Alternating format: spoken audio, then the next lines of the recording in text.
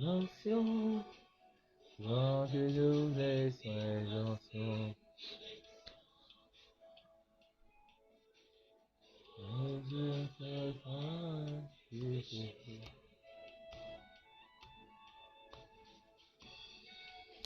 Shalom à tous, shalom à tous.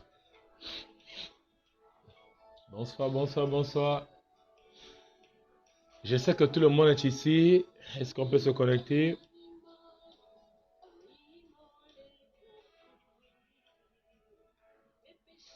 Je suis là maintenant. Shalom à tous. Je sais que c'est vendredi, c'est samedi soir. Quelque chose va passer. J'ai un message pour vous. Ça ne va pas être long. Nous allons partager quelque chose de très simple. Quelque chose qui vient du fond de cœur. Est-ce que vous pouvez commencer à partager à vos contacts, s'il vous plaît? Est-ce que vous pouvez commencer à partager à vos contacts, s'il vous plaît?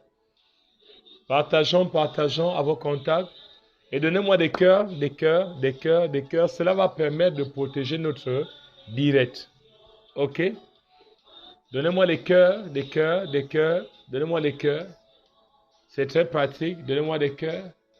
Cela va nous permettre de partager réellement. Donnez-moi des cœurs.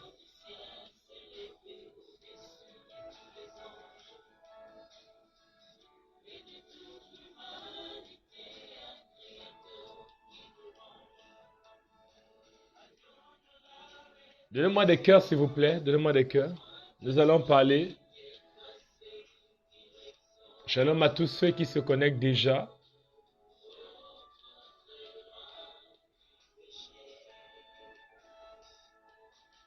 Shalom au peuple merveilleux, ministère chrétien Pâques, à tous les désirs du ciel. Shalom à l'église connectée, MCI.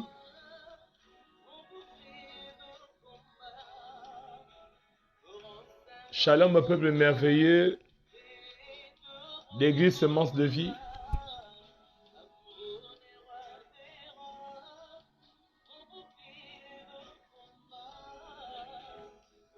Shalom, shalom à tous. Connectons-nous. Donnez-moi des cœurs, s'il vous plaît.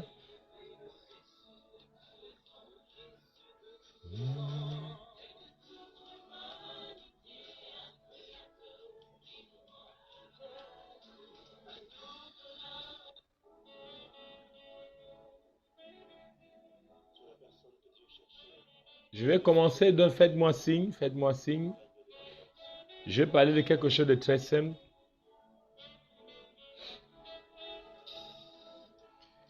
Et cela va te faire du bien avant de dormir ce soir. Ça va te faire du bien.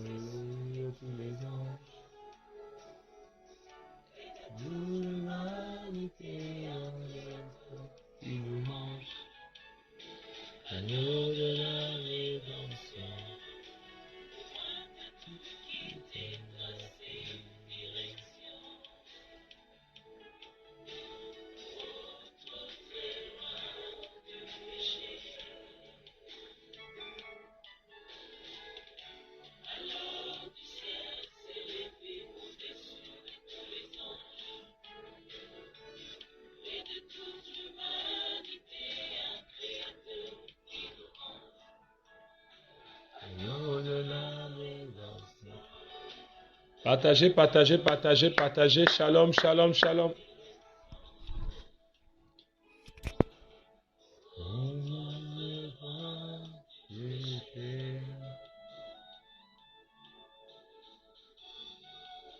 J'ai à parler à ton cœur ce soir. Des paroles qui viennent du trône de notre Dieu, de notre Père. Un message qui va t'aider, qui va apporter des réformes dans ta vie.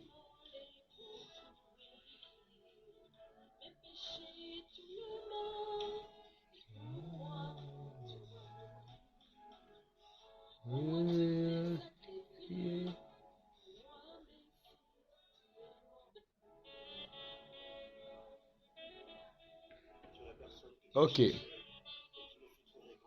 Bon, bien-aimé, ce soir, je vais te parler de quelque chose qui est très simple. D'accord? Je vais te parler de quelque chose, un message qui est très simple. Mais c'est un message, si tu comprends réellement la profondeur, elle va te faire du bien. Et mon esprit est beaucoup plus serein par rapport à ce que je constate chaque jour de ma vie. Vous savez, à chaque fois aujourd'hui, j'ai envie de tirer l'alerte à chaque famille. J'ai envie de sonner l'alerte pour l'église du Gabon. Je voudrais sonner l'alerte dans des familles par rapport à ce qui se passe actuellement. Bien aimé, il y a tellement de choses que lorsqu'on constate, vous avez vu sur Libreville, partout ailleurs, les provinces, les familles sont tellement endeuillées. Il y a des accidents partout, il y a les décès partout. Bien aimé, honnêtement, cela doit attirer notre attention. Parce que lorsque nous avons parlé des morts prématurés, beaucoup n'ont pas compris le principe des morts prématurés. Et c'est ce qui est en train de se faire actuellement. Mais ce qui est bien, c'est que notre Dieu a opéré pendant ce programme. Il a fait de grandes choses. Notre Dieu continue également à opérer. Mais ce soir, je vais te parler de quelque chose de très spécial. Ce mois, nous sommes dans le mois Oma. Oma, c'est l'onction marche et accomplissement. Oma, c'est ton onction pour ta marche et pour ton accomplissement. Bien-aimé, c'est un programme que nous sommes en train de préparer. Tout le mois du mois de septembre. Mais c'est une pensée divine. Cette pensée va nous accompagner pour la rentrée. En ce qui concerne les étudiants, les élèves, Oma, ça va être ton agenda pour commencer ton année scolaire. Oma, c'est également pour une personne qui cherche du travail. Oma, c'est pour une personne qui cherche des enfants. Oma, c'est pour cette personne qui a besoin d'apporter des réformes dans son foyer. Oma, c'est pour toi qui es malade depuis des années. Oma, c'est pour toi qui es paralysé quelque part. Bien-aimé, onction, marche et accomplissement. Nous aurons des invités extraordinaires. Des invités qui vont nous aider pleinement à connaître, à vivre l'impact de cette pensée divine. Oma, c'est onction, marche et accomplissement. Notre Dieu ne nous a pas appris à négliger un programme. Parce que nous avons vu dans notre ministère les exploits, les merveilles que notre Dieu ne cesse d'accomplir. Chaque jour, quand Dieu m'a fait la grâce réellement d'être son instrument, il y a des personnes qui me connaissent. Mais aujourd'hui, ce qui est dommage, c'est que on cherche souvent ailleurs ce que nous avons avec nous. On cherche toujours ailleurs ce qui est proche de nous. On a toujours tendance à chercher ailleurs ce qui est déjà avec nous. Alors, et c'est pour ça que ce soir, je vais attirer l'attention de toutes les personnes qui disent qu'ils prient, de toutes les personnes qui disent qu'ils vont à l'église, de toutes les personnes qui disent qu'ils prient, je crois en Dieu. Mais je vais te dire ce soir, bien-aimé, que si tu n'as pas conscience de la présence de Dieu dans ta vie, tu ne peux pas t'accomplir. Si tu n'es pas conscient de la présence de Dieu dans ta vie, tu ne peux pas marcher. Parce que la présence de Dieu, c'est l'onction qu'il te faut. Et pour cela, tu dois comprendre réellement l'objectif. Tu vas à l'église, c'est bien, c'est déjà une bonne chose. Tu pries, mais il ne s'agit pas pour toi de prier. Il ne s'agit pas pour toi de prier. Bien-aimé, il ne s'agit pas pour toi de prier. Non, non, non. Il ne s'agit pas pour toi de prier. Mais comment tu vas prier si tu ne réalises pas la présence de Dieu que tu pries? Parfois, nous prions sans réaliser la présence du Dieu que nous prions. Donc, vous comprenez qu'en principe, Oma commence par une prise de conscience. C'est pour ça que depuis dimanche passé, nous attirons l'attention du peuple de Dieu que tout commence par une prise de conscience. Ton existence peut changer par une prise de conscience. Si tu es conscient de qui tu es, si tu es conscient de celui qui t'a créé, si tu es conscient des projets que Dieu a pour toi, et non des projets de malheur, si tu es conscient de ton identité, bien-aimé, tout commence par la prise de conscience. La délivrance commence par une prise de conscience. J'ai l'habitude de dire aux gens que lorsque les gens se lèvent, aller rencontrer les prophètes, les hommes de Dieu. Et donc, pour moi, j'estime que un fou qui dit qu'il est un fou est déjà guéri. Ce qui veut dire qu'autant que nous sommes, généralement, chacun est conscient de ce qui ne va pas dans sa vie. Chacun est conscient du mal qui l'anime. On est tous conscients de la pratique de la sorcellerie dans nos familles. On est tous conscients de la réalité des œuvres de ténèbres dans nos vies autour de nous. On est tous conscients. Ça, c'est clair. Parfois, aujourd'hui, nous voyons des familles, ils sont conscients de comment les sorciers sont en train de manger leurs parents. Aujourd'hui, nous avons des personnes qui sont conscientes de l'entité ou bien un esprit maléfique, ou bien un esprit qu'ils ont hérité de leurs parents dans leur famille, ou bien l'esprit de l'autel, qui aujourd'hui est en train d'opérer négativement dans leur vie. On est tous conscients. Il y a des femmes aujourd'hui qui sont conscientes que réellement depuis des années, ils vivent avec des hommes qui ne les épousent pas. Ils sont conscients, elles sont conscientes. Il y a également des hommes qui réalisent que malgré le fait que tu bois, tu vas dans les bars, tu prends de l'argent, tu travailles, mais tu ne fais rien avec ton argent, mais tu es conscient. On est tous conscients. Parce qu'en principe, la délivrance commence par une prise de conscience. Maintenant, la question que je vais te poser ce soir, es-tu conscient de ton existence? Si oui, es-tu conscient de l'existence de ton Dieu? Dis-moi, si oui, es-tu conscient lorsque tu pries? Es-tu conscient du Dieu que tu pries? Parce qu'on ne peut pas prier celui qu'on ne connaît pas. On ne peut pas prier celui qu'on ne connaît pas. Tu ne peux pas prier un Dieu que tu ne connais pas. Bien-aimé, tout commence par là. On prie ce qu'on connaît. Donc vous comprenez que, et la prise de conscience nous permet de dire, tiens, je prie parce que je connais quel Dieu que je prie. C'est ça le véritable problème avec les gens. Vous allez dans les églises, mais vous ne connaissez même pas l'homme de Dieu, mais vous ne connaissez même pas le Dieu qu'il sert, mais vous ne connaissez même pas le Dieu que vous servez. Mais ce qui est sûr, l'homme est plus conscient de l'existence de la sorcellerie. On est plus conscient réellement de ce que les ténèbres font. On est plus conscient de ce que les démons peuvent faire. Mais bien aimé, la réalité aujourd'hui, c'est qu'on n'est pas tellement conscient de ce que Dieu peut faire dans nos vies. Et c'est pour ça que vous voyez aujourd'hui, les gens vont à l'église, les choses ne changent pas dans leur vie. Le problème, c'est que si tu vas à l'église sans une prise de conscience que ton Dieu est réel, ta vie ne va pas changer. Si tu vas à l'église, si tu vas rencontrer un homme de Dieu, si tu n'es pas conscient qu'en allant rencontrer un homme de Dieu, tu vas rencontrer son Dieu qui va parler dans ta vie, bien aimé, rien ne va se faire. Parce que généralement, vous allez vers les hommes de Dieu juste pour essayer. On ne va pas chez un homme de Dieu pour essayer. Le problème, c'est que c'est ta conscience qui te trahit. C'est ta conscience qui te bloque. C'est ta conscience qui qui bloque et qui fait un blocus tout au long de ta vie. Parfois, l'échec que tu entraînes aujourd'hui est lié à ta conscience. Mais lorsque tu réalises que ta vie ne va pas bien, c'est déjà un signe que ta délivrance est disponible. Lorsque tu réalises que tu es malade, c'est déjà un signe que tu peux être guéri. Lorsque tu réalises que depuis là, tu n'es pas marié, malgré tous les efforts, c'est déjà un signe que tu peux être délivré.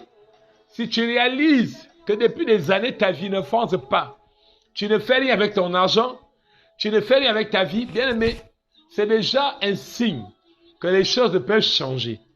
Mais la question c'est quoi? Nous connaissons tous que Jésus est le chemin, la vérité et la vie. On est tous conscients. Autant que nous sommes, on va tous à l'église.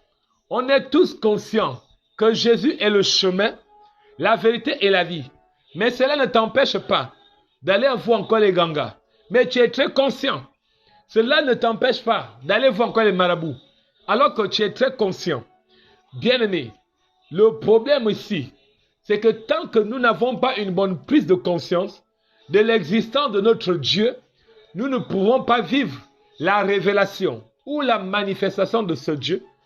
Tant que, bien-aimé, tu n'es pas conscient que Dieu t'a appelé pour le servir, bien-aimé, tu ne peux pas réellement vivre la manifestation qui est liée à ton appel. Aujourd'hui, il y a des gens, aujourd'hui, nous sommes dans les familles. Beaucoup sont encore dans les liens. Vous allez à l'église, mais vous êtes encore dans les liens. Aujourd'hui, nous rencontrons certaines églises, certains hommes de Dieu, qui ne veulent plus, qui ne font plus les combats spirituels, qui ne font plus les délivrances, mais tout le monde, aujourd'hui, est en train de courir vers les prophéties. Mais moi, ce que je veux dire à quelqu'un, est-ce que la prophétie te transforme? Est-ce que la prophétie te change? Est-ce que la prophétie te délivre? Parce qu'aujourd'hui, on aime tellement entendre des choses. On aime tellement entendre. Moi, je dis à quelqu'un, tu ne peux pas recevoir une prophétie qui te dit, tu vas te marier. Je vois que tu te maries. Oui, d'accord. Je vois que tu te maries. Mais généralement, ton prophète ne voit pas que tu es possédé. Ou alors, généralement, tu ne vois pas que c'est bien beau. Écoutez, bien aimé, Dieu nous a fait bien remplis. Il a donné un agenda d'accomplissement sur nos vies. Mais notre problème se trouve à un niveau que nous devons réaliser. C'est toujours la prise de conscience. Notre problème se trouve au niveau de la prise de conscience de qui nous sommes. Bien aimé, quand tu as la prise de conscience de ta vie, quand tu es conscient de l'œuvre de la croix, bien aimé, tu ne pourras pas laisser un sorcier, un démon changer ta destinée. Quand tu es conscient du sacrifice de Dieu sur la croix, en Jésus-Christ de Nazareth, bien aimé, tu ne pourras pas laisser les sorciers changer ta destinée. Aujourd'hui, il y a des personnes qui sont en train de mourir dans ce qu'on appelle, moi j'appelle ça souvent les fausses communes. Les fausses communes, c'est quoi? C'est qu'on est bien conscient que parfois, c'est à cause de ta mère que ta vie ne va pas bien. Parce que tu es conscient que ta mère pratique une sorcellerie. Tu es conscient que ton père pratique une sorcellerie. Mais le problème, c'est que tu es là, mais tu ne peux pas, tu ne peux rien faire. Bien, mais aujourd'hui, tu sais très bien, tu connais la vérité, tu es malade. Parfois, tu connais même la source de ta maladie. Tu es conscient de ça, mais tu traînes, mais tu vas quand même à l'hôpital. Mais entre-temps, la nuit quand tu dors, Dieu te montre des visions. Il te montre les songes. Il te montre des visions. Il te révèle tellement de choses. Mais toi, tu ne veux pas, quand tu lèves le matin, tu négliges, tu banalises. Alors que Dieu parle de plusieurs manières. Plusieurs manières. Tantôt nous dormons, tantôt nous vivons. Dieu nous montre tellement de choses. Mais le problème, c'est quoi? Notre manque de conscience de l'existence de Dieu nous empêche d'accepter sa vérité. Le fait que nous ne sommes pas conscients, le Dieu que nous servons, nous empêche réellement de vivre la puissance et la manifestation de ce Dieu. Bien aimé, mais quand on va à l'église, moi je voudrais réellement vous poser une simple question. Pourquoi allez-vous à l'église? Est-ce qu'on va à l'église pour être les mêmes personnes? Écoutez, Jésus lui-même il a bien dit, venez à moi, tel que vous êtes chargés et fatigués. Je vais vous donner quoi? Du repos. Donc vous comprenez que quand on va à l'église, on va vers Dieu. Ce qui veut dire que, tu es chargé. Mais est-ce que, bien aimé, nous sommes conscients qu'on est chargé? Tu es chargé de quoi? Tu es chargé de dépôts sataniques. Tu es chargé de dépôts maléfiques. Tu es chargé des projets de tes parents. Tu es chargé de mauvaises pensées. Tu es chargé de maladies. Tu es chargé de quelque chose. Tellement de choses qui nous perturbent. Mais Jésus dit bien, celui qui est chargé est fatigué. Ce qui veut dire que tu peux être chargé des liens maléfiques. Mais si tu ne dis pas que je suis fatigué, bien aimé, quelque chose ne va pas changer dans ta vie. Tant que tu ne cries pas, tant que tu ne dis pas que tu es fatigué de vivre cet état, tant que tu ne dis pas que tu es fatigué de demeurer dans cette situation, tant que tu ne dis pas que tu es fatigué de voir comment la sorcellerie extermine ta famille, tant que tu ne dis pas que tu es fatigué, bien aimé, on confesse ce qu'on devient. Tant que tu ne confesses pas que tu es fatigué, Dieu ne va pas descendre. Écoutez, tant que tu ne parles pas, il n'y aura pas de mouvement. Dieu ne peut pas faire un mouvement dans ta vie tant que toi-même tu ne parles pas. Dieu ne peut pas faire un mouvement dans ta vie tant que toi-même tu ne déclares pas. Donc c'est important parce que c'est celui qui est conscient qui parle. C'est celui qui est conscient qui parle. C'est celui qui est conscient qui parle. Et une personne, quand il est conscient et quand il parle, il y a déjà un mouvement qui se fait. Donc, bien aimé, et c'est pour ça que je vais vous rappeler quelque chose qui est très simple. Moi, ça me fait mal aujourd'hui de voir des personnes aller à l'église. Que tu sois catholique, que tu sois protestant, que tu sois pentecôtiste, que tu sois éveillé. Le problème reste le même pour vous tous. Le problème, c'est quoi? Vous allez tous à l'église, on va tous à l'église. Moi, ça me fait mal de voir toujours comment vous êtes dans les liens de la sorcellerie. De voir comment vous êtes encore dans un système où vous ne vivez aucune transformation. Alors, écoutez, le problème c'est quoi? On va à l'église pour d'abord quoi? Premièrement, pour écouter la parole de Dieu. Mais lorsque tu vas écouter la parole de Dieu, est-ce que tu vas d'abord voir un prophète? Tant que tu vas à l'église pour voir un prophète, bien aimé, tu ne verras pas Dieu. Tant que tu vas à l'église pour voir un prophète, tu ne verras pas Dieu. Va à l'église pour voir Dieu, pour rencontrer Dieu. Va à l'église pour le servir, pour l'écouter. Et c'est pour ça qu'aujourd'hui, il y a une parole qui ne te change pas, il y a une qui te change. Regardons un peu, remarquons quelque chose qui se passe dans 2 Timothée. Dans 2 Timothée. Dans 2 Timothée, nous allons lire 2 Timothée chapitre 3 au verset. On va d'abord commencer tout simplement par quelque chose de très simple. 14. Il dit ceci. Toi, demeure dans les choses que tu as apprises et reconnues certains, sachant de qui tu les as apprises. Dès ton enfance, tu connais les saintes lettres qui peuvent te rendre sage à salut par la foi en Jésus. Au verset 16, il dit, toute écriture est inspirée de Dieu, utile pour 1, enseigner, 2, pour convaincre, 3, pour corriger. Alors, bien aimé, donc, vous comprenez que là, on parle d'écriture, toute écriture de Dieu. D'abord, quand on parle d'écriture, c'est qui veut dire que c'est la parole de Dieu. Mais pose-toi une question. Depuis que tu écoutes la parole de Dieu, qu'est-ce qu'elle produit en toi? Est-ce qu'elle te corrige? Est-ce qu'elle t'instruit? Je me pose une question. Pose-toi une question. Est-ce que la parole de Dieu te corrige? Est-ce qu'elle te dirige? Qu'est-ce que la parole de Dieu fait lorsque tu la reçois? Puisqu'il dit, ma parole, elle est esprit et vie. Mais elle est l'épée à double tranchant. Donc la parole de Dieu, elle est l'épée. Mais le problème, c'est quoi? Quand tu écoutes cette parole, quelles sont les réformes que cette parole accepte dans ta vie? Chaque parole que tu reçois a un projet de réforme dans ta vie. Chaque parole de Dieu que tu reçois a un projet de réforme dans ta vie. Mais toi, tu vas à l'église tous les jours, tous les dimanches. Tu écoutes la parole de Dieu. Mais quelles sont les réformes? Quelles sont les réformes? Qu'est-ce qu'est les réformes? Pourquoi? Parce que dans un Jean, la Bible est très claire dans tout ça. Il dit dans 1 Jean 2 au verset 27, il dit ceci. Écoutez bien, il dit ceci. Au verset 27, oui, je crois bien. Il dit quelque chose de très simple. Pour vous, l'onction que vous avez reçue demeure en vous. Et vous n'avez pas besoin qu'on vous enseigne. Mais comme son onction vous enseigne toutes choses, qu'elle est véritable, qu'elle n'est point un mensonge, demeure en lui selon les enseignements que vous avez quoi? Vous avez reçus. Donc vous comprenez qu'en principe, quelle est la réforme? Il dit toute écriture est utile pour corriger. Quand on parle de correction, elle vient corriger les formes de ta vie, elle vient corriger tes pensées, elle vient corriger ta façon de vivre, elle vient corriger ta façon de marcher. Alors à partir de là, tu dois te poser la question, quelles sont les corrections que la Bible apporte dans ta vie? Toi, tu veux écouter les prophéties. Dieu ne te demande pas d'aller écouter les prophéties. Dieu te demande, il dit, si ta vie ne va pas bien, va à la maison de Potier. Là, je te ferai entendre mes paroles. Même lorsque tu reçois une prophétie, quel type de prophétie? Alors que la première des choses que la parole fait, il dit, ma parole, elle est épée. L'épée. Donc parfois, on veut vivre les choses de Dieu sans d'abord accepter l'épée de la parole de Dieu. L'épée, c'est les réformes que la parole de Dieu doit apporter dans ta vie.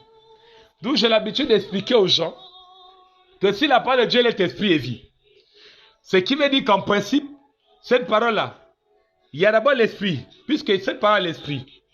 Ce qui veut dire que l'esprit de cette parole doit pénétrer où?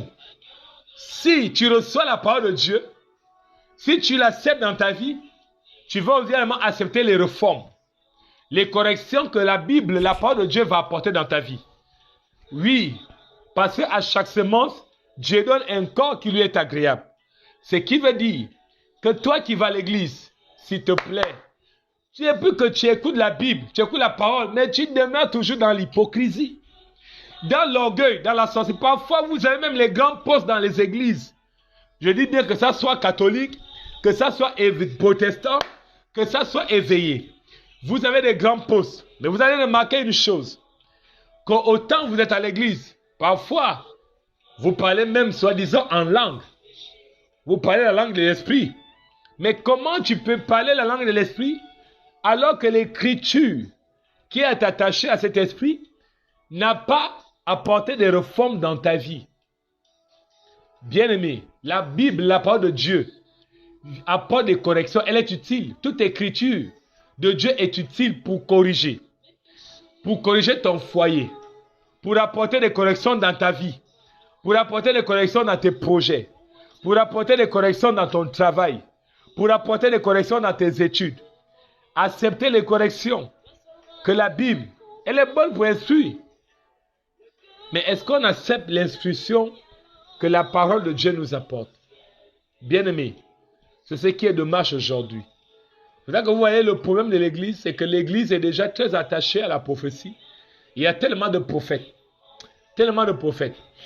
Mais la question qu'on se pose aujourd'hui, est-ce que ces prophètes se soucient du fait que, est-ce que ce peuple qui aime nos prophéties, ce peuple qui aime nos prophéties-là, est-ce que ce peuple-là possède la semence de la prophétie? Est-ce que ce peuple possède la semence de la prophétie? Parce que je viens te dire ce soir qu'aucune prophétie ne peut s'accomplir dans ta vie si elle ne trouve pas de la semence. C'est pour ça que quand les prophètes viennent là, boum, ils prophétisent sur vos vies. Après, tu vas t'asseoir, tu attends. Oh, un prophète avait prophétisé sur moi. Oh, tu es allé rencontrer un prophète. Maintenant, ce qui t'a prophétisé. Oh, mais ça ne vient pas. Mais le problème, c'est quoi? C'est que tu as oublié, c'est que le prophète a prophétisé. Le voyant la voit. Mais il voit. Mais le problème, c'est que Jésus n'est pas venu pour ça. Jésus est venu te délivrer. Jésus est venu te guérir. Jésus est venu te restaurer. Jésus est venu te transformer. Où est la transformation? Où est la conversion dans ta vie? Ok, le prophète a prophétisé. Mais toi, tu oublies d'abord de te convertir. Parce que pour que tu vives ce que le prophète a dit, tu dois d'abord te convertir. Parce que ce que le prophète a dit là, doit être visible que dans la conversion véritable. Aujourd'hui, ce n'est pas possible. Ce n'est pas possible. Quelles sont les réformes, bien-aimés? Est-ce que nous sommes conscients de Dieu que nous prions? Est-ce que nous sommes conscients? Non, on ne se moque pas de Dieu. On ne se moque pas de Dieu. Jésus a dit, venez à moi tel que vous êtes, chargé et fatigué. Tu es chargé de quoi? Commence d'abord par être conscient de ce dont tu es chargé. Oui, bien-aimé, tu es chargé. Que Dieu te révèle tout ce que tu as été chargé dans ta vie. Tes parents t'ont chargé. Tes grands-parents t'ont chargé certainement de la sorcellerie. Tu as été chargé des projets maléfiques. Tu as été chargé des esprits maléfiques, des maris de nuit, des serpents, des hiboux, de tout ça là. Tu es chargé de tout ça. Mais bien aimé, est-ce que tu es d'abord conscient? Crois-tu que réellement Dieu va te donner son mariage en sachant que tu es chargé? Non, moi j'estime quand même que tu ne vas pas aller épouser l'enfant de quelqu'un alors que tu es chargé. Bien aimé, c'est ça l'erreur. Moi je dis il n'y a pas de mariage sans délivrance. Ce n'est pas possible. Ce n'est pas possible. Vous vous mariez, vous cherchez des mariages alors que vous êtes encore bien chargé des démons. Vous êtes chargé des maris de nuit. Vous êtes chargé des serpents. Vous êtes chargé des liens maléfiques. Et vous allez vous marier. Et c'est pour ça que quand vous allez dans le mariage, écoutez, le mariage n'est pas un centre de délivrance. Non, le mariage n'est pas un centre de conversion. Pas du tout. C'est l'erreur que nous faisons. Bien-aimés, on doit réaliser ces choses. Cherchons d'abord la semence de Dieu. Comment vous allez vous marier? C'est pour ça qu'aujourd'hui, quand on voit le tribunal est rempli que de divorces, pourquoi? Parce que les gens se marient étant chargés. Mais quand on est chargé, pas d'abord conscient, tu es chargé de quoi? Qui t'a chargé? Alléluia. Pose la question qui t'a chargé. Parfois, tu es chargé des problèmes. Parfois, tu es chargé des soucis. Tu es chargé des échecs. Tu es chargé des maladies. Mais toi, tu veux aller travailler alors que tu es chargé. Bien-aimé, il faut d'abord te décharger. Décharge-toi d'abord. Avant d'aller épouser l'enfant d'autrui, s'il te plaît, il faut te décharger, toi, femme. Décharge-toi d'abord de tous les projets. Ta mère t'a dit, tu ne vas pas aller en mariage, mais tu vas quand même te marier. C'est pour ça que parfois, vous allez dans les mariages là, vous avez des problèmes. Et les hommes que vous épousez sont maintenant obligés de subir. Même la joie du mariage a perdu, alors que vous êtes très chargé. Parfois, il y a un homme là. Toi, tu es chargé de cette chose, mais tu veux épouser la fille d'autrui. Entre-temps, tu es chargé de tous les liens. Parce que j'ai l'habitude de dire, écoutez, je vais te dire ceci. Toi, la femme qui dit que je cherche les hommes célibataires, aucun homme n'est célibataire. Personne n'est libre. Je vais te le dire ce soir.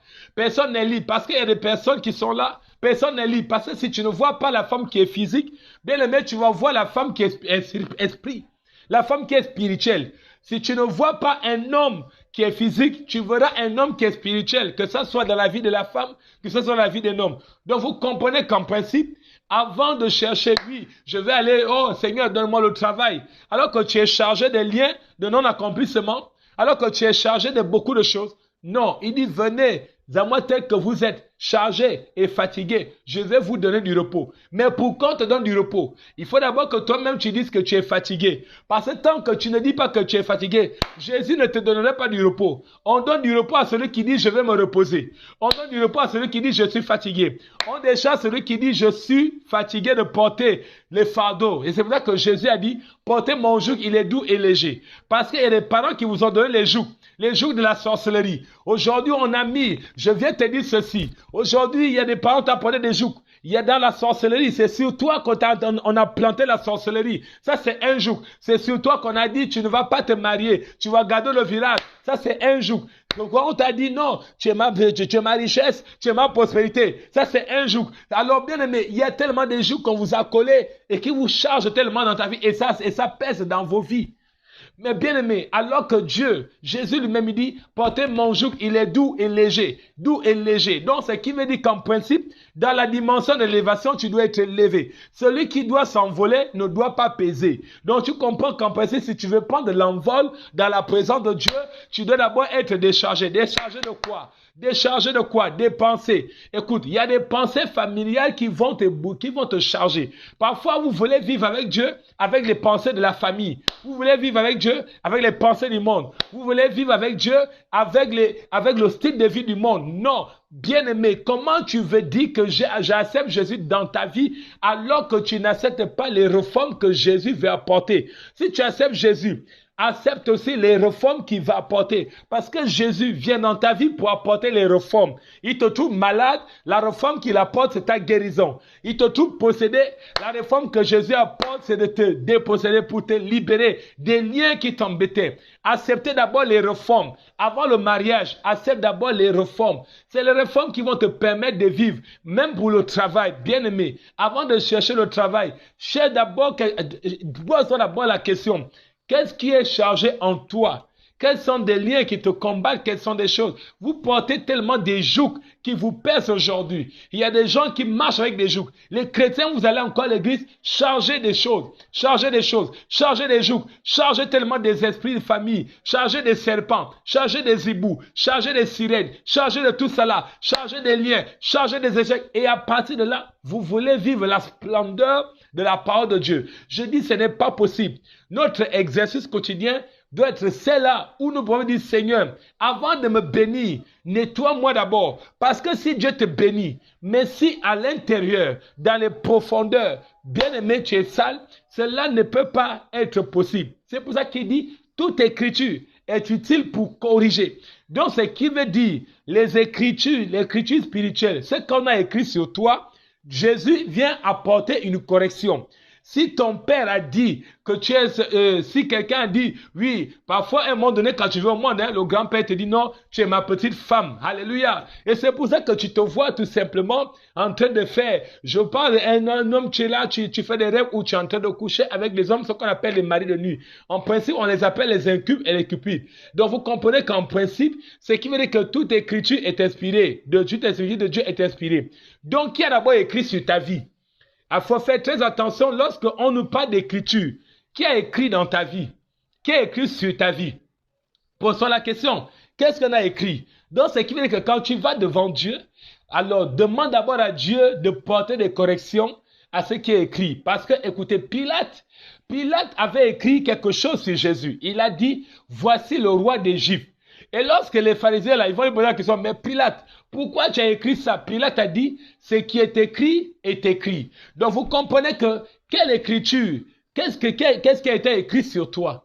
Bien aimé, je pense à une femme là. Certainement, un homme va te garder 10 ans sans t'épouser parce que c'est écrit que tu n'es pas mariable. C'est écrit que cette femme n'est pas mariable. C'est écrit que tu es occupé. Alors, et c'est pour ça que tu vas vivre longtemps.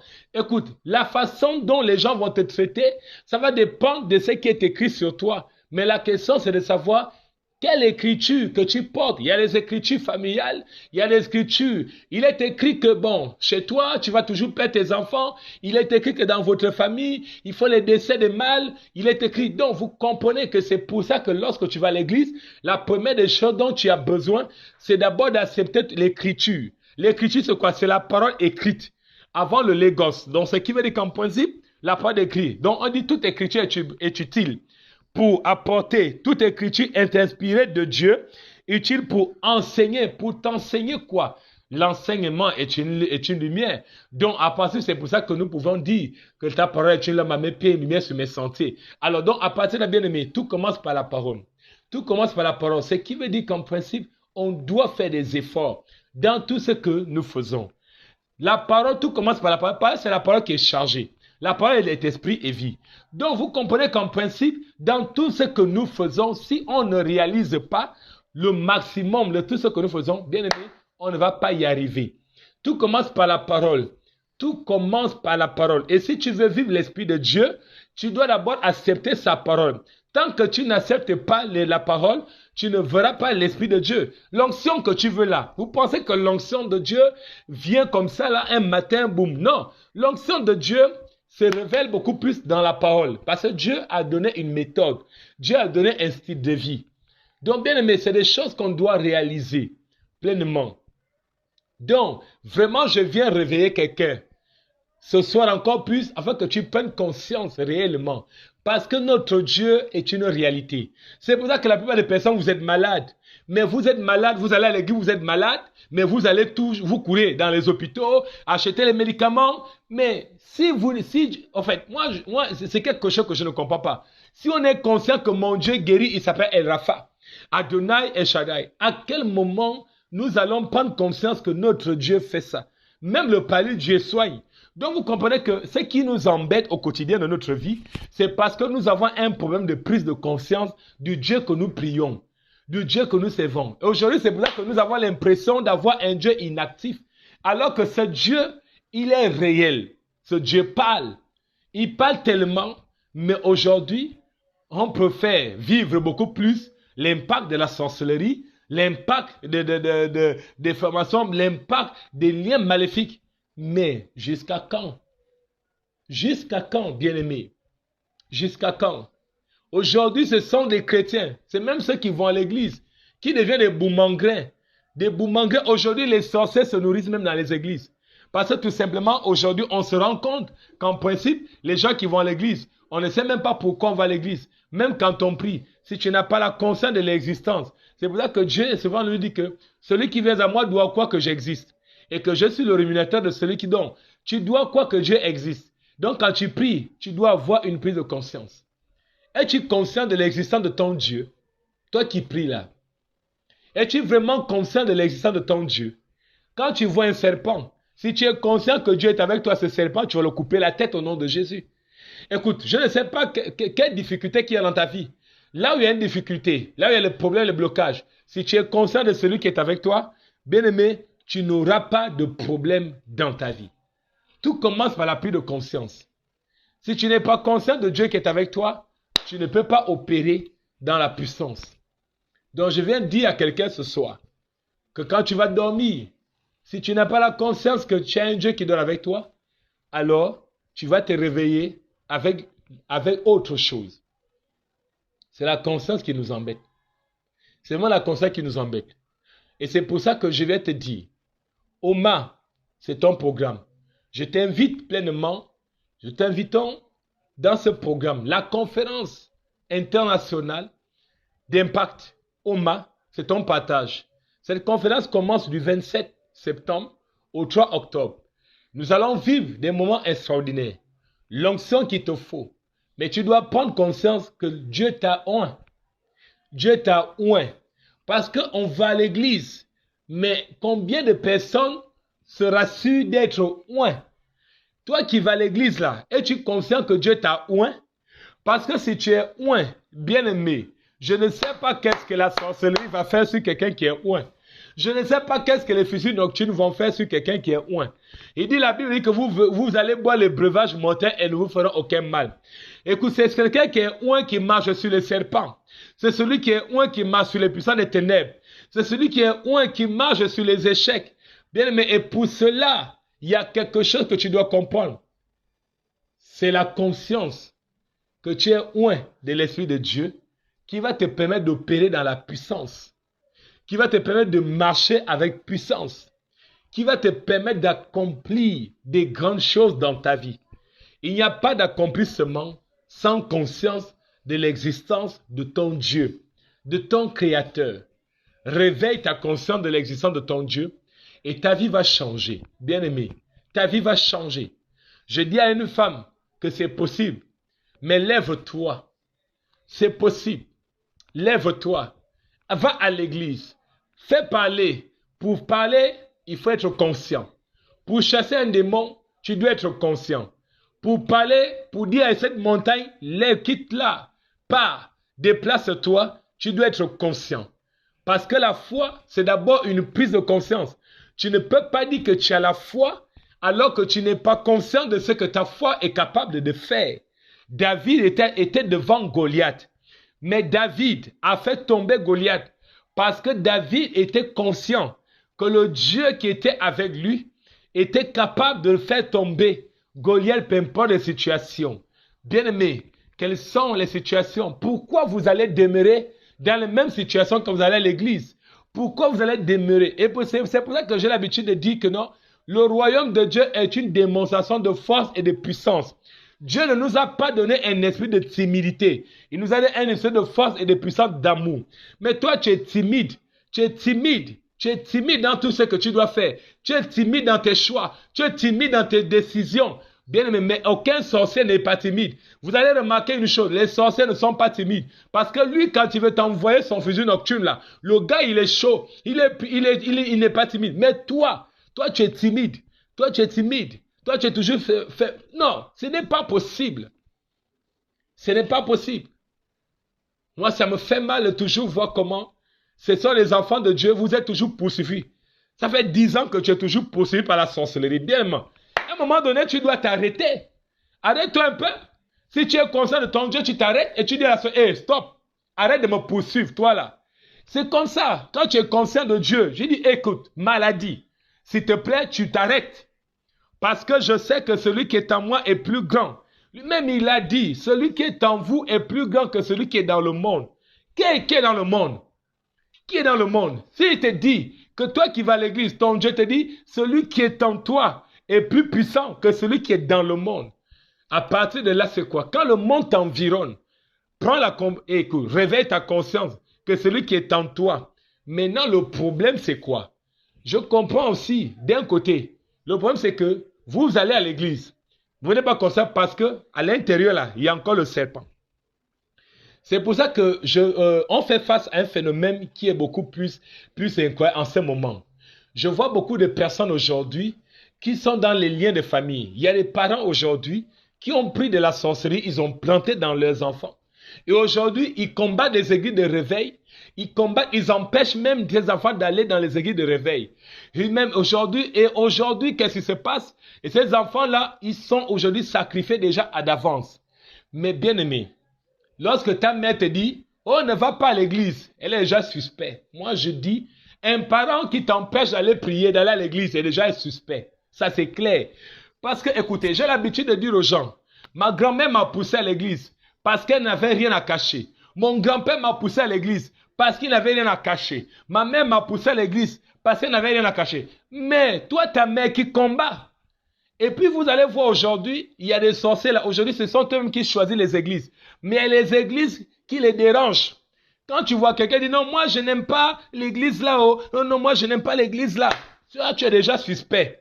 Pourquoi tu n'aimes pas l'église là? Parce que si tu avais la révélation de choisir, de connaître les bonnes églises, ta vie allait changer maman. Ta vie allait changer papa. Ta vie allait changer. Mais quand tu vois que ton enfant, ou bien ta soeur, ou bien ta femme, ou bien quand un homme est un bon sorcier, quand tu vois que sa femme commence déjà à aller prier, elle se réveille, elle prend comme ça que, toi aussi, depuis 10 ans, tu me gardes comme ça là sans m'épouser. Hey, réveille ta conscience. Elle dit non, c'est l'église là. Faut plus aller là-bas, hein. Faut plus aller là-bas. Non, écoutez, Jésus a dit, je ne suis pas venu apporter la paix. Je suis venu apporter l'épée. Écoutez, il faut accepter l'épée. Il faut accepter l'épée. L'épée, il est venu couper, couper. Dis couper, couper. Jésus, la parole de Dieu vient couper. C'est ça la correction. Mais on n'accepte pas ça. On n'accepte pas ça. Il vient te couper, couper. Apporter la correction dans vos vies. Acceptons la correction. On doit accepter la correction qui est liée à la parole de Dieu dans nos vies. Et ça, c'est quelque chose de très important. Dieu veut apporter une correction dans tes études.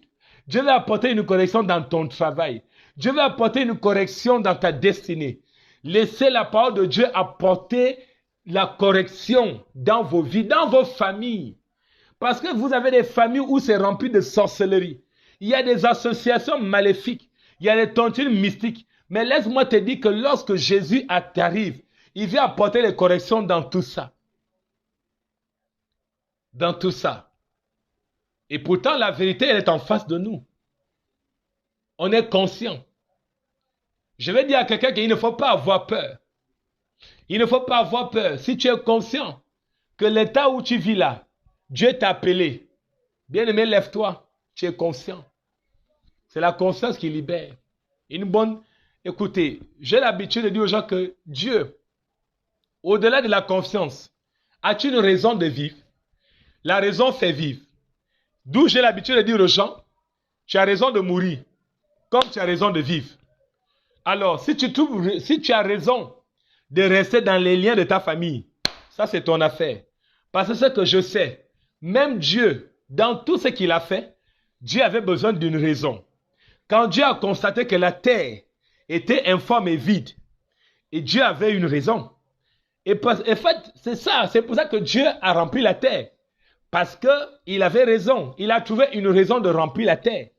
Alors, bien-aimé, même quand Dieu doit te bénir, quelle est la raison que tu donnes à Dieu pour te bénir?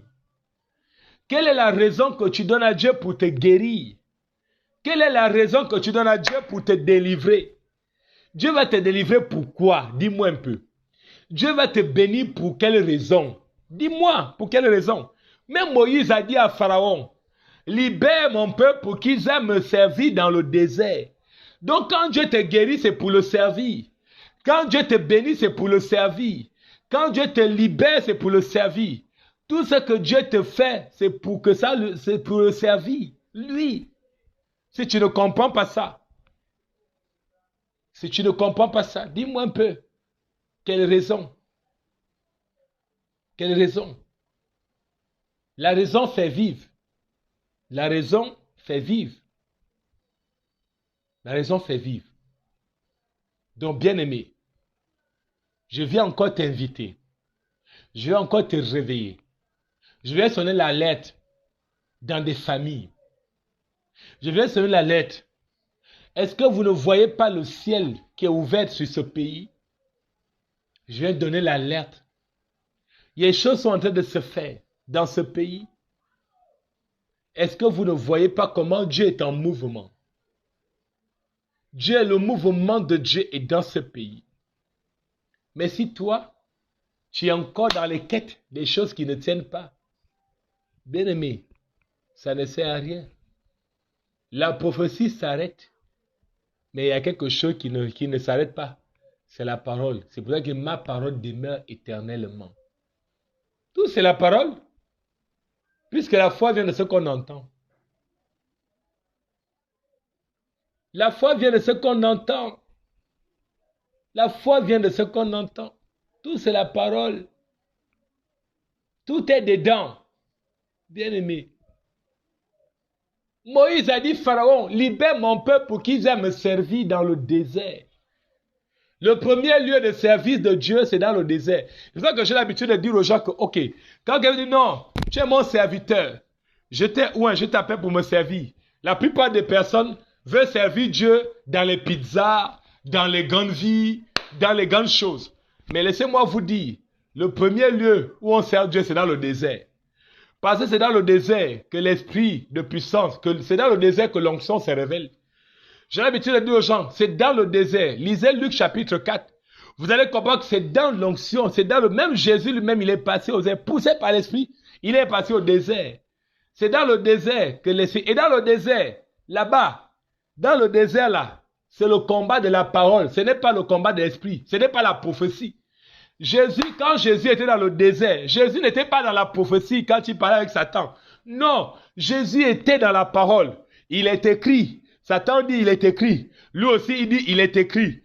Et c'est ça qui a développé la puissance. Jésus revêtu, quand Jésus sort de là, Jésus commence maintenant à faire les miracles. Et les miracles de Jésus étaient maintenant par la bouche, ce qu'il dit, ça arrive. Ce qu'il dit, ça arrive. Il pose les mains, ça change. Il pose les mains. Écoutez, regardez vous-même. Regardez vous-même la réalité. Est-ce que Jésus est passé son temps à dire que non, je vois que ta vie, je vois que tu vas te marier demain, je vois que oui, je vois que Jésus est, s'il vous plaît. Nous tous nous voyons. Chacun de vous, vous avez tous la vision. C'est pour ça qu'il a dit, je mettrai mon esprit sur toute chair. Les jeunes gens auront des visions. Donc nous tous, nous avons tous des visions. Nous tous, nous pouvons voir ce qui ne va pas dans nos vies. Nous tous, nous pouvons voir ce qui ne va pas dans nos vies. Nous tous, nous pouvons voir. Mais le point, c'est que ta vision ne sera pas bonne si tu ne la sanctifies pas par la parole de Dieu. Il dit, sanctifie-moi par ta parole. Alléluia. Sanctifie-moi par ta parole. Vous comprenez que vous avez tous des dons. Vous avez tous des capacités. Mais le problème, c'est que ces dons servent à la sorcellerie. Ces dons servent à autre chose. Parce que quand le serpent vient s'installer en toi, c'est pour se servir de tes dons. Quand la sorcellerie de ta famille veut te garder en captivité, c'est pour se servir de toi. Quand ton grand-père, ton père, on t'a dit tu ne vas pas aller en mariage, c'est pour se servir de toi. Bien-aimé, et c'est là où le problème, c'est que quand tu dis sanctifie-moi par ta parole, quand tu plonges maintenant ta vie dans la Bible, dans la parole de Dieu, c'est là où maintenant tes dons commencent à changer de dimension. Est-ce que je parle à quelqu'un? Hey, nous tous, vous voyez, personne n'est aveugle. Vous tous, vous voyez. Tu vois très bien que ton grand-père là, c'est lui le sorcier de ta vie. Tu vois très bien que ta mère là, hey, elle est trop suspecte. C'est elle. Tu vois très bien qu'elle cache quelque chose. Mais tu es là, tu vois avec tes yeux. Tu vois, tu perds tes enfants, tu vois très bien qui fait ça. Tu vois qui est autour. Et vous venez, oh, apôtre, prophète, oui, je vais voir qui me fait du mal. Non, vous ne cherchez pas qui vous fait du bien, mais vous cherchez seulement qui vous fait du mal. Et c'est pour ça que vous allez toujours demeurer dans le mal. Mais le jour où vous allez aller, si vous vous levez pour aller voir un peu les prophètes, elle dit que prophète, je veux voir qui me fait du bien. Vous allez voir aussi le bien. Mais vous allez toujours chercher les hommes de Dieu, oui, qui me fait du mal, qui bloque ma vie, qui me rend malade, qui me fait ceci. Non, laisse-moi te dire que toutes les fois que vous allez chercher les gens qui vous bloquent la vie, qui vous font du mal, vous n'irez jamais au ciel, vous n'allez jamais vivre le plan de Dieu. Allez un peu voir les hommes de Dieu pour leur dire, nous voulons voir Jésus. Combien de personnes vont voir les hommes de Dieu pour dire que je vais voir Jésus?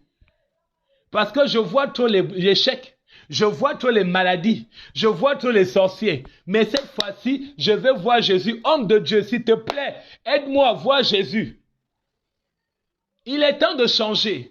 Peuple de Dieu, réveillez-vous, peuple gabonais. Il est temps d'aller voir les prophètes et dites-leur que je vais voir Jésus. Ne dites plus, je vais voir qui m'empêche de me marier. Je vais voir qui m'empêche d'accoucher. Non, ce n'est pas ça ton problème. Ce n'est pas ça ton problème. Si tu as Jésus, Jésus va apporter les corrections dans ta vie. Si tu as le donateur, Jésus va apporter les corrections dans ta vie. Bien-aimé, ça commence par une prise de conscience. On est trop conscient des sorciers. On est trop conscient des maladies, des non. Mais vous aussi, jusqu'à quand? Petite? Non. Regardez même vous-même quand vous avez des petites difficultés. Quand vous avez même des petites maladies, on a un fusil nocturne. Oh, je vois, je crois que... Mais vous ne voyez jamais Jésus dans tout ce qui vous arrive. Alléluia. Alléluia. Mais la Bible est très claire. Hein? Il dit ma parole. Dieu dit ma parole ne retourne pas à moi sans avoir accompli ce pourquoi elle a été envoyée. Donc vous comprenez que chaque parole que tu vas écouter dimanche là, ça c'est projet. Chaque parole que tu écoutes là, ça c'est projet. Et Dieu dit, sa parole ne va pas retourner à lui sans avoir accompli ce pourquoi elle a été envoyée, sans avoir accompli ses desseins, ses projets. Alors donc vous comprenez que, en principe, si tu veux apporter des réformes dans ta vie, si tu veux apporter la correction dans ta vie, bien aimé, ça c'est la Bible qui doit le faire. Oh prophète, qui bloque ma vie. Non, arrête un peu d'aller chercher qui bloque ta vie. Cherche un peu celui qui peut bloquer, qui peut débloquer. Aujourd'hui, il y a des personnes qui sont aujourd'hui, quand ils vous le voient, ils marchent. Oui, je vais voir. Parfois, on finit même de te dire qui t'embête. Mais ça a changé ta vie. Depuis qu'on t'a dit que c'est ton grand-père, tu t'es converti. Depuis qu'on t'a dit que c'est ta mère qui te tue, ça a changé ta vie. Ça t'a sauvé. Ça a sauvé ton âme. Non. Parce que le mot c'est que si on te dit que oui, c'est le sorcier là, toi tu vas aller vers Jésus parce qu'il y a un sorcier qui veut te tuer. Mais tu ne vas pas aller vers Jésus pour sauver ton âme. Alléluia. Et pourtant, ce sont ces âmes qui sont réclamées dans la sorcellerie. Aujourd'hui, les gens sont en train de mourir. Nous sommes dans les morts prématurés, dans les familles, parce que les hôtels se sont levés pour manger. Mais toi, tu es où? C'est là où j'ai l'habitude de dire aux gens que dans la vie là, dans cette vie, le monde spirituel là, le monde spirituel n'est pas hypocrite.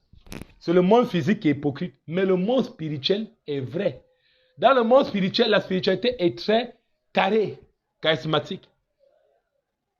Et c'est pour ça que lorsqu'on parle des hôtels, écoute, laisse-moi te dire que hôtel contre hôtel, Autel contre autel. Le problème, c'est que quand l'autel de ta famille te réclame ta vie, ton mariage et tout, toi, tu es sur quel autel? C'est qui ton autel? Laisse-moi te dire que l'autel répond à des sacrifices. Tu fais des sacrifices où?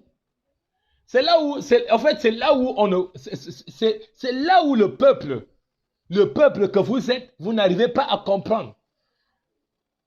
Qui est ton autel? On dit autel contre l'autel. Quand l'autel des sorciers te réclame, mais quel autel qui va parler pour toi? Mais laisse-moi te dire que l'autel le reconnaît, le langage de l'autel, c'est le sacrifice. Toi, tu fais tes sacrifices où? Là où tu payes tes offrandes, là, c'est l'autel là qui va te reconnaître. Parce que chaque autel reconnaît ses sacrifices. Chaque autel reconnaît son sacrifice. Chaque autel reconnaît son sacrifice. Chaque autel reconnaît celui qui a fait sacrifice. Donc vous comprenez que, à partir de là, si tu as fait de Jésus ton autel, et que c'est avec Jésus que tu fais tes sacrifices, comme il a dit, offrez vos corps en sacrifice vivant, saint et agréable. Si tu offres ta vie en sacrifice vivant, laisse-moi te dire que tout autel maléfique de ta famille qui va te réclamer, hey, yes, ils vont tomber. Ils ne pourront pas, ils vont tomber. Parce que c'est ça, le langage. Toi qui es là, tu es partout, 1000 prophètes ne vont jamais t'aider. 1000 prophètes, non. Il dit l'autel. Tu peux pas avoir plusieurs autels. Non. Quel autel qui va. Quand tu pries, oh Seigneur, quel autel. Même j'ai dit, quand Dieu va en Égypte, il dit, je suis le Dieu d'Abraham, d'Isaac et de Jacob, le Dieu de vos pères. Donc, ce qui veut dire que quand tu es un père là, le Dieu de ton père, il faut le connaître. Et c'est là où le peuple gabonais est un peuple indiscipliné spirituellement. Et c'est pour ça qu'aujourd'hui, ça ne produit rien de bon. Vous pensez que l'onction de Dieu vient dans nos vies pour nous dire que non, démonstration de puissance, c'est quoi? L'onction de Dieu vient d'abord te changer. Hein? L'onction de Dieu vient d'abord te changer. L'onction de Dieu change. Ça, c'est quelle onction qui ne transforme pas vos vies? Transformer ta vie, ce n'est pas te dire que hier tu étais célibataire et tu t'es marié. Non, ce n'est pas ça la transformation de ta vie. Tu dois changer. Ça, c'est clair. Tu dois changer, bien-aimé. Tu dois changer. Quand tu dis que l'onction du Seigneur est sur moi, Dieu m'a oint pour apporter une bonne nouvelle. Oui, justement, tu deviens une bonne nouvelle dans ta famille. Et c'est pour ça que vous voyez dans Ésaïe, 1 Samuel chapitre 10, il dit bien ceci, l'Esprit de l'Éternel te saisira. Quand l'Esprit de Dieu te saisit, tu prophétises. Quand l'Esprit de Dieu te possède, il dit, lorsque ces signes auront pour toi leur accomplissement, fais ce que tu trouveras à faire quand Dieu est avec toi. Écoutez, donc vous comprenez qu'en principe, quand l'Esprit de Dieu descend sur toi, tu commences à prophétiser. Et quand on parle, écoute, moi je ne parle pas des prophètes que vous cherchez là. Toi, tu es un prophète. Parce que quand tu arrives dans ta famille, ce que tout le monde n'arrive pas à faire, quand toi tu le fais, c'est toi qui es prophète. Un prophète, c'est celui qui annonce aux autres une bonne nouvelle. Toi, depuis que tu vas à l'église là, tu annonces ta famille quelle nouvelle? Quelles sont les bonnes nouvelles que tu annonces à ton voisin? Parce qu'en principe, tu dois être la nouvelle que toi tu as acceptée. Est-ce que ta vie annonce quelle nouvelle? L'Esprit du Seigneur est sur moi pour annoncer une bonne nouvelle. Toi, depuis que tu vas à l'église là, tu annonces quoi? Parce que tous les jours là, les païens, tu as toujours des problèmes. Hein? Tu es un prophète. Oui. Tu es une prophétesse dans ta famille. Là où les gens n'avaient pas le bac. Mais quand tu prends ton bac là, avec l'Esprit de Dieu sur toi, ça fait de toi un prophète. Les gens ne se mariaient pas. Mais quand l'onction de Dieu est sur toi, tu te maries, cela fait de toi un prophète. Parce que c'est toi qui annonces une bonne nouvelle. C'est toi qui vas annoncer une bonne nouvelle. C'est toi qui vas annoncer une bonne nouvelle. Quand tu vois que dans ta famille là, il y avait des échecs terribles, mais quand avec l'Esprit de Dieu sur toi, quand toi tu arrives à réussir là où les autres n'ont réussi pas, bien aimé, là cela fait de toi un prophète. Il dit, je mettrai mon esprit sur toute chair. Les jeunes prophétiques, et les visions. Donc vous comprenez qu'en principe, si l'Esprit de Dieu n'est pas sur toi, tu n'auras pas une bonne vision. Bien-aimés, ne laissez plus les sorciers utiliser vos dons. Vous avez tous des dons. Dieu vous a doté. Dieu vous a doté des capacités. Mais ces capacités sont mal utilisées. Cours vite vers Dieu. Va plus vers Dieu. Va vite. Va vite. Parce que l'Esprit de Dieu a la méthode et un style de vie. Bien-aimé, si tu veux vivre la puissance de Dieu, accepte sa méthode. Mais sa méthode, c'est dans sa parole. C'est la parole de Dieu qui révèle la méthode de Dieu. Si tu veux changer de vie, accepte l'Esprit de Dieu parce que chaque esprit a son style de vie. Chaque esprit a son style de vie. La chair ne sert à rien parce que c'est l'esprit qui vivifie. Oui, que Dieu te bénisse, ma fille Ruth voilà. Que Dieu te bénisse, prophète Larry. Oui, c'est l'esprit qui vivifie. Oh, peuple ministère chrétien, vous êtes un peuple merveilleux. Vous êtes un peuple extraordinaire parce que vous avez compris que la puissance véritable de Dieu se trouve dans la parole. Et lorsque la parole est en vous, vous avez l'esprit de puissance. Parce que la Bible dit quoi? C'est l'esprit qui rend témoignage. Chaque esprit a son style de vie. Si c'est l'esprit de la grand-mère qui est dans toi, tu as le style de vie de la grand-mère. Parce qu'en principe, si c'est l'esprit du grand-père, l'esprit du grand-père va d'abord te révéler le style de vie du grand-père. Est-ce qu'on est d'accord? Si c'est l'esprit du serpent va d'abord te révéler quoi? Son style de vie. Et tu vas ramper. C'est clair. Oui, servante de Dieu. Évangélise intérieur des yeux du ciel. Que Dieu te bénisse. Oui, l'indiscipline spirituelle. C'est ça. Et aujourd'hui, les gens ne veulent pas comprendre. Il s'agit des esprits. Nous sommes dans un monde d'esprits. On est tous des esprits. Mais quand l'Esprit du Seigneur est sur toi, pour faire quoi? Pour annoncer une bonne nouvelle. Depuis que tu vas à l'église 10 ans, tu annonces quelle nouvelle?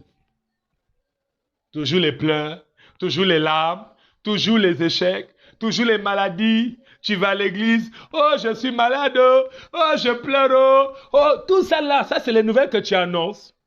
Aïe. Bien-aimé, ton instabilité spirituelle, ça c'est clair. Que Dieu te bénisse pour faire la des yeux du ciel. C'est ce qu'on doit comprendre. Donc ce soir, je viens attirer ton attention. Tous ceux qui vont écouter, vous allez suivre ce message. Cela va apporter une révolution dans vos vies. Une révolution. Tu dois changer de méthode. Et c'est pour ça que Dieu nous a donné une pensée, Oma. Onction, marche, accomplissement. Il te donne l'esprit. Et tu dois marcher avec l'esprit. Parce que quand tu marches là, tu marches pour aller où?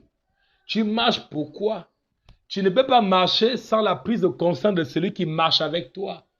Ça c'est clair. Parce que si tu es conscient de celui qui marche avec toi, alors tu pourras alors être sûr de ce que tu vas accomplir dans ta vie. Tout commence par la prise de conscience.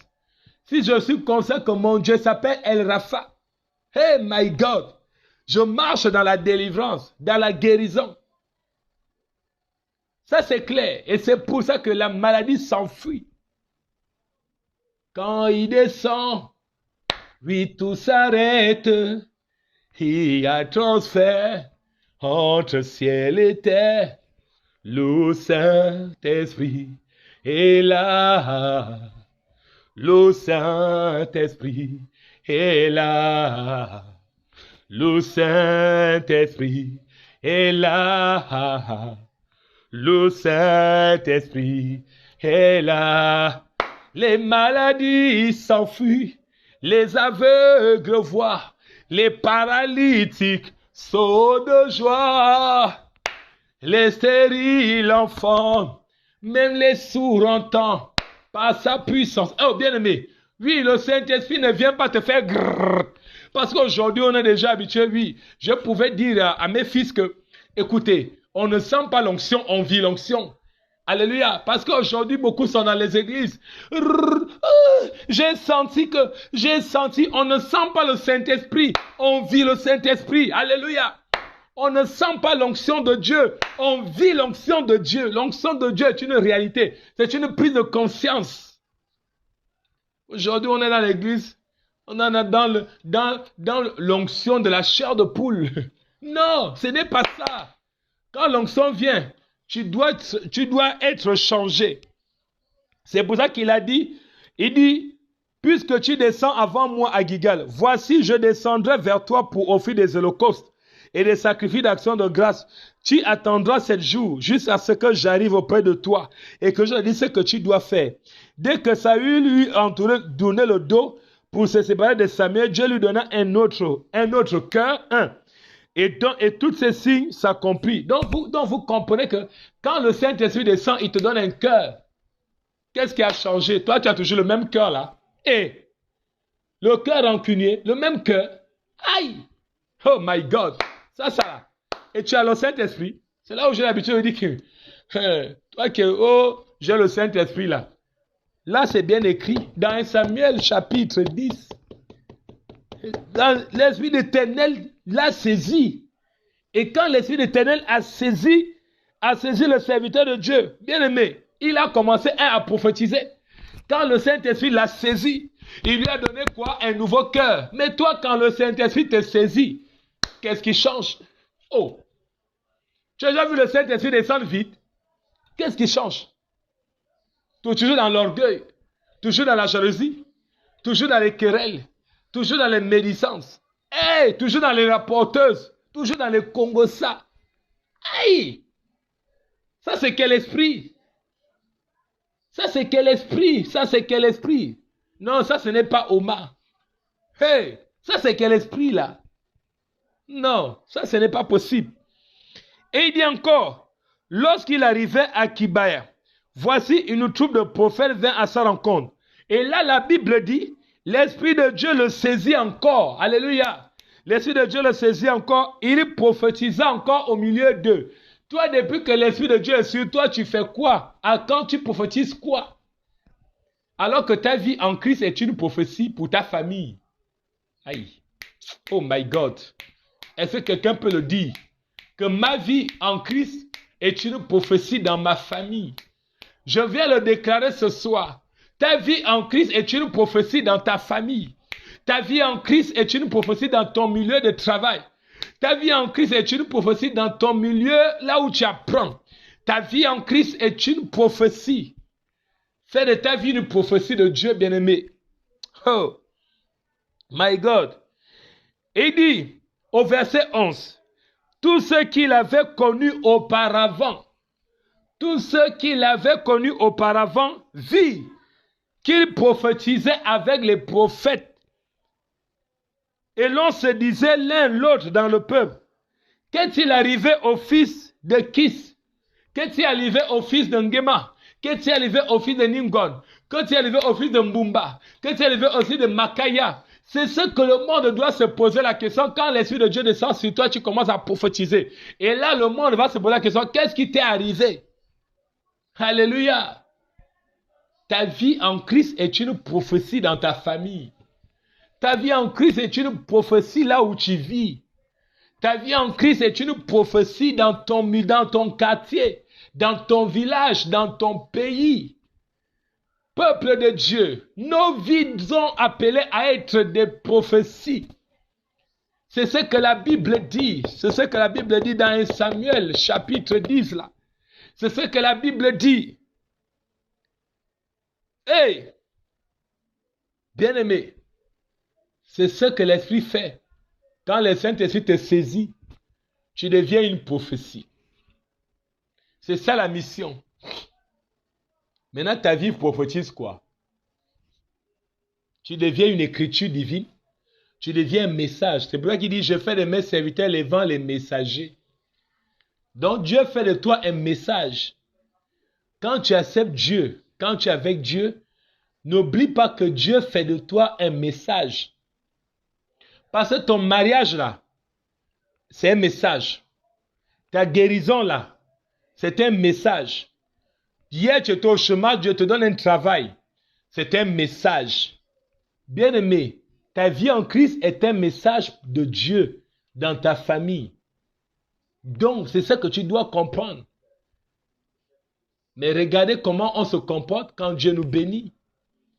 Rien, on ne l'informe pas, on n'annonce même pas, on ne donne même pas l'information. Depuis que Dieu te bénit là, ta vie a amené combien de personnes en Christ? Depuis que Dieu t'a guéri là, ta guérison a amené combien de vies en Christ? Depuis que Dieu t'a donné le travail là, ton travail là a amené combien de personnes en Christ? Depuis même que Dieu t'a donné les onctions, oh, les dons de prophétie, les dons de ceci, les dons d'imposition de main, tous ces dons-là ont amené qui en Christ? Ah, c'est la question que tu dois te poser. Oh, oh Seigneur, aide-moi. Oh, mon Dieu est bon. Ton Dieu est bon, d'accord. Oui, toi tu seras bon pour lui quand? Hein? Ton Dieu est puissant, oui, toi tu seras puissant quand pour lui? Mon Dieu est merveilleux, oui, toi tu seras merveilleux pour Dieu quand? Ah, toi aussi. Église, réveillez-vous, changez ça, changez ça, changez. Arrêtez ça. Ce n'est plus le moment. Arrêtez ça. Il est temps pour que toi, tu deviennes carrément la prophétie de Dieu dans ta famille. C'est ça ta mission. Travaille à être une révélation de Dieu. C'est pour ça que la Bible dit que la création, attend un Adam la révélation des fils de Dieu. Quand? Le monde attend. Oh. Oui. Le monde attend quoi? La révélation des fils. Il n'a pas dit la révélation des chrétiens. Alléluia. Est-ce que tu as compris ce message ce soir? Partage ce message à tes frères. Mais donnez-moi les cœurs si vous avez compris. Parce que ça permet de protéger. Donnez beaucoup de cœurs à ce message. Si tu es avec moi, donnez les cœurs, donnez les cœurs. Si tu as compris ce message ce soir, donne-moi beaucoup de cœurs maintenant. Donne-moi beaucoup de cœurs. Alléluia. Donnons-nous beaucoup de cœurs. Beaucoup de cœurs. Cliquez, cliquez. Donnez beaucoup de cœurs si tu as compris ce message. Donne beaucoup de cœurs. Beaucoup de cœurs. Partage cela. Partage. Partage ce message. Partage ce message. Donnez beaucoup de cœurs. Si tu as compris ce message, donnez beaucoup de cœurs. Donnez beaucoup de cœur, donnez beaucoup de cœur. Celui qui a été donné, que Dieu te bénisse. Donne-nous de cœur, c'est ça le lac. Pose le lac prophétique maintenant. Je déclare sur ta vie qu'à partir de maintenant, écoute là, je déclare sur ta vie, donne beaucoup de cœur. Pendant que tu danses le cœur, je suis en train de parler sur ta vie au nom de Jésus qui c'est Nazareth. Je suis en train de parler sur ta vie que Père, que tu seras une prophétie. Je déclare, j'annonce au nom de Jésus qui c'est Nazareth. Tu deviens une prophétie dans ta famille au nom de Yeshua Mashiach. Tu as réussi ton mariage, ta guérison, tu deviens une prophétie dans ta famille au nom de Jésus. Tu deviens une prophétie dans ton quartier, dans ta famille au nom de Jésus. Les gens cherchent la prophétie, mais c'est toi qui deviens cette prophétie. C'est toi qui deviens les prophéties que les gens cherchent au nom de Jésus qui c'est Nazareth. Tu deviens la prophétie. Ton mariage prophétique, tes affaires prophétiques, ton miracle prophétique, tout devient, le mouvement prophétique devient dans ta vie. Je le déclare parce que c'est ce qui se passe dans ta vie à toi. La guérison, je passe à un homme. Ta guérison devient une prophétie. Ta délivrance devient une prophétie. Parce que tu es loin. L'Esprit de Dieu descend sur toi pour annoncer une bonne nouvelle. Je déclare que toi, je déclare sur ta vie, qu'à partir de maintenant, toi qui m'écoutes, par la grâce de l'onction qui est sur ma vie, au nom de Yeshua Mashiach, je déclare que le matin, le soleil ne se lèvera pas sans que tu annonces une bonne nouvelle. Tu vas te lever avec une nouvelle. Tu te lèves pour annoncer une bonne nouvelle dans ta famille, une bonne nouvelle dans ton lieu. Tu es la bonne nouvelle de Dieu. Tu es la bonne nouvelle de Dieu dans ta famille, la bonne nouvelle de Dieu, la bonne nouvelle de Dieu dans ton milieu de vie, la bonne nouvelle de Dieu dans ton quartier, la bonne nouvelle de Dieu. C'est toi la nouvelle que le monde attend. C'est toi qu'on attend. C'est toi la parole de Dieu. C'est toi la parole de Dieu. Tu es l'expression même de la parole de Dieu. Tu es l'expression même de la parole de Dieu. Je déclare que le ciel se visite. Que le ministère des anges vous visite maintenant. Le ministère des anges vous visite maintenant. Que l'onction de ma, que l'esprit de ma te visite maintenant. Et t'amène dans la particularité. Et marque la différence de ta vie. Je le déclare au nom de Yeshua Mashiach. Je le déclare au nom de Yeshua Mashiach. Qui nous connaîtront que la parole de Dieu est vivante dans ta vie. Ils sauront que c'est toi la prophétie. C'est toi la prophétie. C'est toi la prophétie vivante. C'est toi la prophétie véritable dans la parole de Dieu. Que Dieu révèle en toi des mystères véritables. Que tes dons se réveillent. Que cette nuit que le Seigneur, le ministère des anges te visite. Il te visite cette nuit. Que la visitation de Dieu soit ton partage. Tu te réveilles. Que seule la visitation de Dieu vient sur toi. Shekere baba, shekere baba. Oui, shekere baba, shekere baba.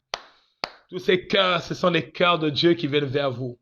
Au nom puissant de Jésus-Christ de Nazareth. Shekere baba. Que Dieu vous bénisse. Que Dieu vous bénisse pleinement.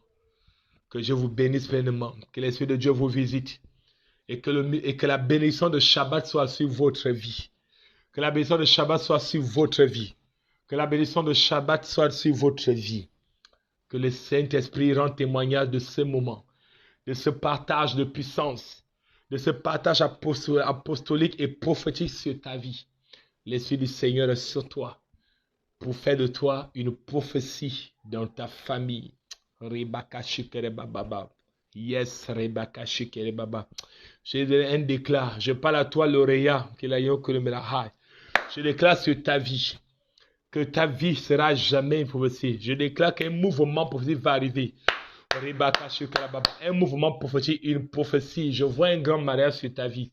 Je vois un changement qui va se faire sur ta vie maintenant. Je vois une société, une structure hospitalière qui va t'appeler. Tu vas passer un entretien réellement qui va t'amener dans l'excellence de quelque chose d'extraordinaire. Oh, oh, quelque chose de grand va arriver sur ta vie. Oh, quelque chose de grand va arriver sur ta vie. Un mariage extraordinaire, un travail extraordinaire, parce que tu as la prophétie de Dieu dans ta famille. Je le déclare tellement, je le déclare. Tu es une grande prophétie, quelque chose un mouvement en train de se faire sur ta vie. Oh, rebaka shikere baba shikere baba. Oh, shikere baba shikere baba. Oh, rebaka shikere baba shikere baba. Oh, béni Saint-Esprit tous. Oh, my God, Seigneur. Papa, merci encore, Seigneur, pour ces moments. Bénis la vie de toutes ces personnes. Nous scellons ce message, ce moment, ce culte du soir dans ta présence. Merci encore et aujourd'hui pour les vies de toutes ces personnes qui ont été connectées. Bénis les vies de tous ceux qui vont suivre ce partage. C'est là pour la gloire de ton nom. Donc, pleinement